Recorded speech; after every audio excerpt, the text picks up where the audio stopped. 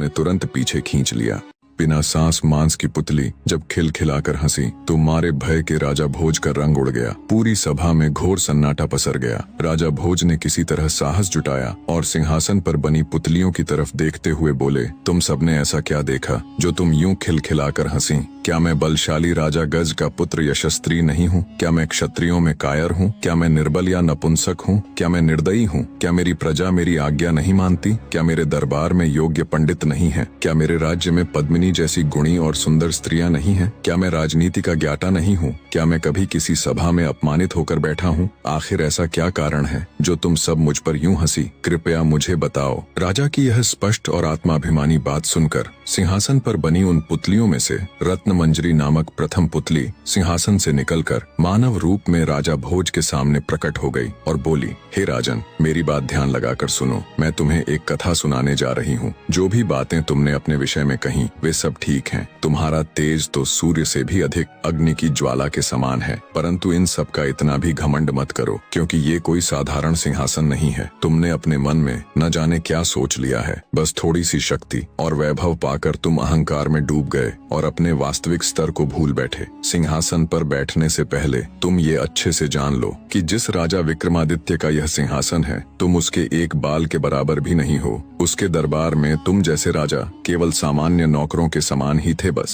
प्रथम पुतली रत्नमंजरी की बात सुन पहले से ही खार खाए राजा भोज का गुस्सा 7वें आसमान पर जा पहुंचा। वे भड़कते हुए बोले, अगर ऐसा है तो फिर मैं इस सिंहासन को अभी नष्ट करवाकर फिर से धरती में गड़वा दूंगा। राजा भोज के इतना कहने पर रत्नमंजरी कुछ कहती, इससे पहले ही सभा में मौजूद राजा भोज के कुल पुरोहित यानी उनके गुरु वर्षाचारी बोले, राजन, आपका यह व्यवहार न्याय से बहुत दूर है। पहले पुतली की बात ध्यान से सुनिए, बाद में जैसी आपकी इच्छा हो फैसला ले लीजिएगा। कुलगुरु की बात सुन राजा भोज कुछ शांत हुए और बोले, ठीक है, मैं भी तो जानूं आखिर सच्चाई क्या है। तब पुतली रत्नमंजरी बोली, मैं क्या कहूँ राजन, यदि केवल इन गुणों को ही मापदंड मान लिया जाए तो तुम जलकर भस्म हो जाओगे। जब तुम विक्रमादित्य की संपूर्ण कथा सुनोगे तब तुम्हें खुद पर लज्जा आएगी और तुम जिस जीवन को महान समझ रहे हो तुम्हें ये तुच्छ लगने लगेगा। और रही बात हमें और इस सिंहासन को नष्ट कर फिर से धरती में गाड़ने की, तो हमें कोई भय नहीं राजन। हम तो उसी दिन मर चुकी थीं जिस दिन राजा विक्रमादित्य दिव्यलोक में चले गए थे। इतने में राजा का दीवान यानी उनका प्रधानमंत्री पुतली से बोला, हे सिंहासन की पुतली, अब बातों में वक्त जाया मत करो और अपने इस गुस्से को त्याग कर हमें राजा विक्रमादित्य की कथा सुनाना प्रारंभ करो। तब प्रथम पुतली रत्नमंजरी कथा कहना आरंभ करती है। तो सुनो राजन। एक राजा की 4 रानियां थीं। राजा गंधर्वसेन जात पात में बिल्कुल भी विश्वास नहीं रखते थे, इसलिए उन्होंने उस समय समाज में मौजूद सभी 4 वर्गों यानी 4 जातियों की कन्या से विवाह कर लिया। उसकी 4 रानियों में एक ब्राह्मण, दूसरी क्षत्रिय, तीसरी वैश्य यानी बनिया और चौथी शूद्र यानी मजदूर जाति से थी। उसे ब्राह्मणी से एक पुत्र हुआ जिसका नाम ब्रह्मजीत रखा गया। क्षत्राणी से 3 बेटे हुए, एक का नाम शंख, दूसरे का नाम विक्रमादित्य और तीसरे का भर्तहरि रखा गया। वैश्य से एक लड़का हुआ जिसका नाम चंद्र रखा गया और शूद्राणी से धन्वंतरी नामक पुत्र हुआ। समय बीता और उसके सभी लड़के जवान हो गए। राजा गंधर्वसेन ने ब्राह्मणी से पैदा हुए ब्रह्मजीत को राज्य का दीवान नियुक्त कर दिया, पर ब्रह्मजीत के दीवान बनते ही राज्य में अशांति फैल गई, जिसे ब्रह्मजीत संभाल न सका और राज्य छोड़कर चला गया। ब्रह्मजीत के राज्य छोड़कर जाने के बाद राजा के दूसरे पुत्र शंख को संदेह था कि अब उसका पिता कहीं उसके भाई विक्रमादित्य को अपना उत्तराधिकारी न चुन ले, क्योंकि विक्रमादित्य को हर क्षेत्र में महारत हासिल थी। हर तरह से निपुण होने के कारण राजा का मोह सबसे अधिक विक्रमादित्य में ही था। इसी के चलते एक दिन शंख ने अपने पिता राजा गंधर्वसेन की हत्या कर दी और स्वयं उज्जैन का राजा बन बैठा। जब राजा गंधर्वसेन की हत्या की खबर उसके बाकी बेटों ने सुनी तो वो सब अपनी जान बचाने के लिए राज्य छोड़कर भाग खड़े हुए। विक्रमादित्य को जब अपने भाई के इस कृत्य का पता चला तो उन्हें अपने भाई पर अथाह क्रोध आया, पर समय की नजाकत को भांपते हुए उन्होंने बुद्धि से काम लिया कि अभी समय उसके पक्ष में बिल्कुल भी नहीं है। सारा राज्य काज, शस्त्र बल इत्यादि उसके भाई शंख के नियंत्रण में है। अंततः समय अनुकूल न होने के कारण विक्रमादित्य भी उज्जैन को छोड़कर जंगलों में चले जाते हैं। सबके जाने के बाद शंख आराम से उज्जैन नगरी के ऊपर शासन करने लग जाता है, पर फिर भी उसे रह रहकर ये डर सताता कि एक दिन उसके भाई वापस आकर उसकी हत्या कर ये सत्ता छीन लेंगे। इसी आशंका के चलते राजा शंख ने निर्णय लिया कि वो अपने भाइयों का पता लगाकर उन्हें भी मरवा देगा। राजा शंख ने एक दिन देश प्रदेश से बड़े बड़े ज्योतिषी और भविष्यवक्ता बुलाए और अपना भाग्य बताने के लिए कहा। जब ज्योतिषी और भविष्यवक्ताओं ने राजा शंख की कुंडली के माध्यम से उसका भविष्य देखा तो उन्हें बड़ा अचरज हुआ। उन्होंने राजा शंख को बताया कि उसे उसके किसी भाई से कोई खतरा नहीं है, केवल विक्रमादित्य को छोड़कर उसकी कुंडली बता रही है कि उसकी मृत्यु उसके भाई विक्रमादित्य के हाथों लिखी हुई है। ये सुनकर राजा शंख के पूरे शरीर में डर की लहर दौड़ गई। उसने तुरंत सख्त हिदायत दे देश प्रदेश सब जगह अपने गुप्तचर फैला दिए। आखिरकार गुप्तचरों को जंगल में एक झील दिखी जिसमें विक्रमादित्य का प्रतिबिंब दिख रहा था। उन्होंने तुरंत राजा शंख को संदेश पहुंचाया कि विक्रमादित्य इस समय फलां फलां जंगलों में रह रहा है। राजा शंख को जब विक्रमादित्य का पता चला कि वो जंगलों में रह रहा है तो उन्होंने तुरंत एक तांत्रिक को बहुत से धन का लालच देकर बुलाया और उसके साथ मिलकर विक्रमादित्य को मारने की योजना बनाई। योजना के अनुसार तांत्रिक जंगलों में विक्रमादित्य के पास जाकर उसे देवी काली की पूजा करने के बहुत से लाभ बताकर उसे पूजा करने के लिए राजी कर लेगा। जब वे इस क्रिया के लिए सहमत हो जाएंगे तब देवी आराधना के अंतिम चरण को पूरा करने के लिए तांत्रिक उन्हें सिर झुकाकर आराधना संपन्न करने को बोलेगा। जैसे ही विक्रमादित्य अपना सिर झुकाएंगे वैसे ही पेड़ों की आड़ में खड़ा राजा शंख उनका सिर धड़ से अलग कर देगा। योजना बना उसे अंजाम तक पहुंचाने के लिए तांत्रिक जंगलों की तरफ चल पड़ता है।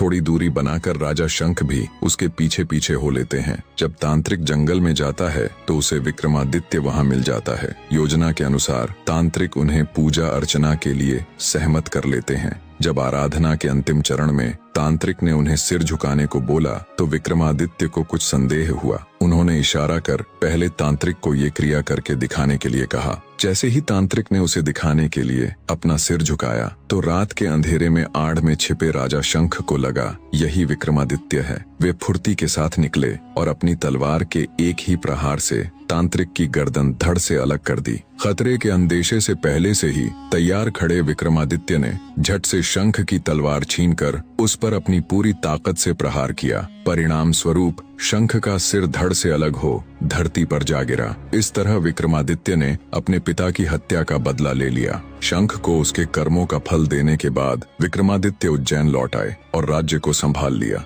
वह एक सदाचारी, न्यायप्रिय, दानी, उदार व लोकप्रिय राजा थे। उज्जैन की जनता उनके जैसा शासक पाकर धन्य हो गई। एक बार राजा विक्रमादित्य शिकार के लिए एक जंगल में गए हुए थे। वहां एक हिरण का पीछा करते करते वे बहुत दूर निकल गए और रास्ता भटक गए। घूमते घूमते वे एक महल के सामने जा पहुंचे। वह महल लूतवरण नाम के एक व्यक्ति का था जो उस राज्य का दीवान था। राजा विक्रमादित्य उनके पास गए। दोनों में वार्तालाप हुई। दोनों ने एक दूसरे को अपना परिचय दिया। विक्रमादित्य का परिचय मिलने पर दीवान लूतवरण उनसे मिलकर अत्यंत प्रसन्न हुए। वे उसे अपने राजमहल ले गए और उनका आदर आतिथ्य किया। लूतवरण ने विक्रमादित्य को बताया कि उन्हें इस राज्य के राजा बाहुबल से मिलना चाहिए। वे अत्यंत सरल और धार्मिक राजा हैं। उनके पास एक ऐसा सिंहासन है जो अत्यधिक शक्तिशाली है। कहा जाता है उस सिंहासन को स्वयं महादेव ने इंद्रदेव को भेंट किया था और बाद में इंद्रदेव ने प्रसन्न होकर वो सिंहासन राजा बाहुबल को दे दिया।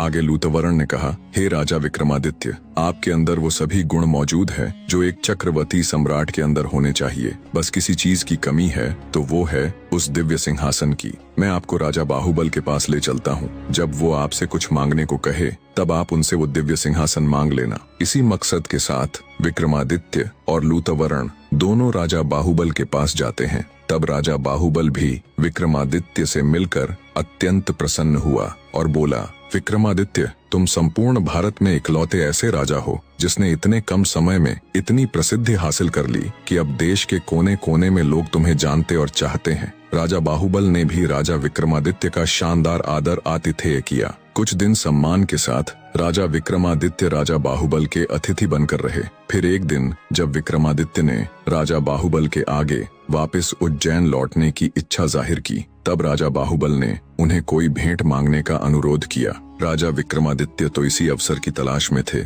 उन्होंने बिना एक भी पल गवाए राजा बाहुबल से वो अतुलनीय सिंहासन देने का अनुरोध किया। अब चूंकि राजा बाहुबल विक्रमादित्य को वचन दे चुके थे, तो उन्होंने निसंकोच वो सिंहासन राजा विक्रमादित्य को भेंट कर दिया। वे भली भांति इस बात से परिचित थे कि अगर उनके बाद कोई इस सिंहासन के योग्य है तो वो केवल और केवल विक्रमादित्य ही है। उन्होंने खुशी खुशी विक्रमादित्य को सिंहासन देकर विदा कर दिया। जब राजा विक्रमादित्य उस अद्वितीय सिंहासन के साथ उज्जैन नगरी पहुंचे तो उनकी पूरी प्रजा में खुशी की लहर दौड़ गई। उस सिंहासन को देखने दूर दूर से राजा महाराजा उज्जैन आने लगे। राजा विक्रमादित्य ने भारी सभा का आयोजन किया और दूर दराज से विद्वान पंडित बुलाए और उनके समक्ष अपनी इच्छा जाहिर की कि वो एक भारी अनुष्ठान करना चाहते हैं। कृपया आप सब देखकर बताएं, क्या वो इसके योग्य है? तब पंडित विद्वान सभी ने एक स्वर में कहा, राजन, आपका प्रताप तीनों लोकों में छाया हुआ है। आपका कोई बैरी नहीं। आपको जो करना हो कीजिए। अपने समस्त खानदान को आमंत्रित कीजिए।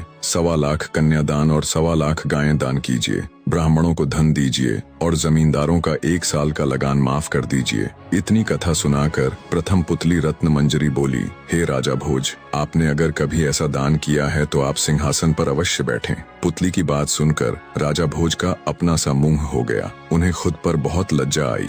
वे दरबार में उपस्थित समस्त राजसभा सदस्यों से बोले, आज का दिन तो गया, अब तो कल ही सिंहासन पर बैठेंगे। इस तरह सिंहासन बत्तीसी की प्रथम पुतली ने राजा भोज को सिंहासन पर नहीं बैठने दिया। अब बारी थी दूसरी पुतली चित्रलेखा की।